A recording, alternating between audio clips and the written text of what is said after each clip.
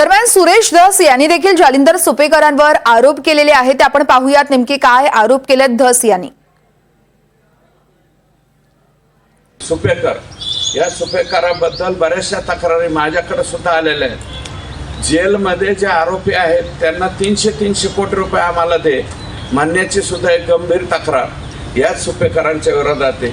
ज्या अर्थी तुम्ही नातेवाईकाच्या सुनाकडनं पैसे मागता याचा अर्थ 100% तुम्ही फॉल्टी आहात.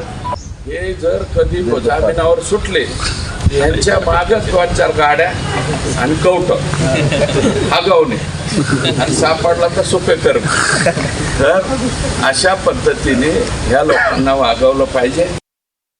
आणि हे जे माननीय कोण आहेत ते सुपेकर या सुपेकराबद्दल बऱ्याचशा तक्रारी माझ्याकडे सुद्धा आलेल्या आहेत. जेलमध्ये जे आरोपी आहेत त्यांना 300 कोटी रुपये आम्हाला दे म्हणण्याची सुद्धा एक गंभीर तक्रार याच सुपेकरांच्या विरोधात आहे.